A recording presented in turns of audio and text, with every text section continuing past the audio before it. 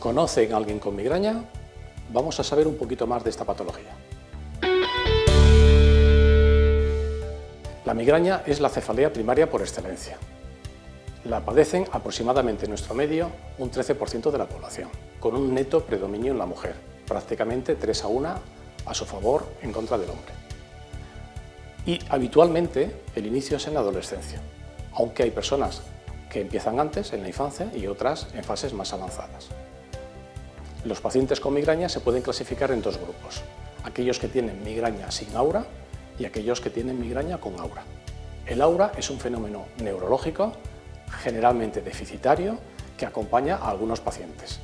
Esto es, que antes de la aparición del dolor de cabeza, con las características que después les comentaré, pues tienen una serie de síntomas como son la visión de lucecitas o alteraciones sensitivas o alteraciones en el habla.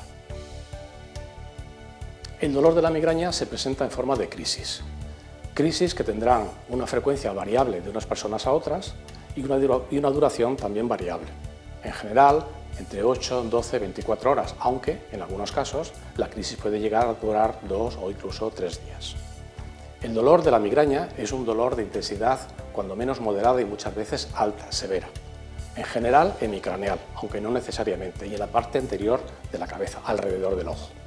Es un dolor que muchas veces es pulsátil, como el latido del corazón, pero no es exclusivo, ni necesario que siempre sea de esta manera. Con frecuencia el paciente tiene síntomas acompañantes en la esfera digestiva, está revuelto, como suele comentarnos, o a veces incluso tiene vómitos. El paciente migrañoso, durante sus crisis, es muy sensible a los estímulos ambientales. Es por ello que busca una habitación en penumbra y en silencio donde soportar o aguantar su crisis. ¿Por qué? Porque le molesta la luz, le molestan los ruidos, le molestan los olores, le molesta el movimiento, está irritable incluso con los que le acompañan. Una vez cesada la crisis, no es infrecuente que pase también otras 10, 12, 24 horas con lo que ellos llaman resaca. Y de ahí pasa a la normalidad para esperar cuando venga la siguiente crisis. Al igual que en otras cefaleas, el diagnóstico de la migraña es eminentemente clínico, la historia clínica. Cuando una persona que se sienta frente a nosotros nos cuenta un dolor de estas características que se le presenta por crisis con una frecuencia variable y muchas veces nos relata factores precipitantes, la menstruación, el estrés, los cambios en su ritmo de vida, pues casi podemos decir en ese momento que el paciente lo que tiene es una migraña. Muy excepcionalmente habrá que recurrir a algún estudio de imagen. Será el paciente migrañoso con un aura raro, el paciente con unas crisis excesivamente frecuentes o excesivamente prolongadas, o excepcionalmente cuando el paciente tiene un miedo enorme a tener un problema intracraneal. El tratamiento del paciente migrañoso puede enfocarse desde una doble vertiente. Por una parte, qué hacer en cada crisis. En estos casos, lo que hay que recomendarle, primero, que el tratamiento, lo que tome, que lo haga de forma precoz.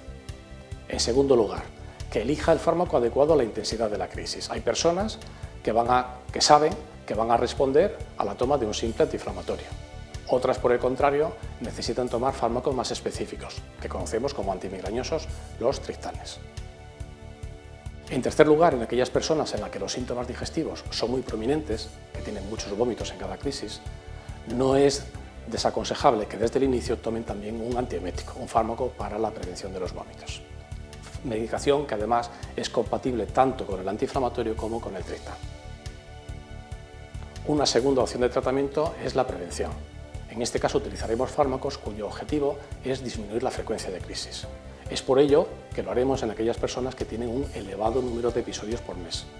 Excepcionalmente también lo haremos en personas con pocas crisis, pero que sean muy discapacitantes, bien porque son muy intensas con necesidad de terminar en urgencias, bien porque son muy prolongadas de varios días o bien porque tienen síntomas acompañantes complejos.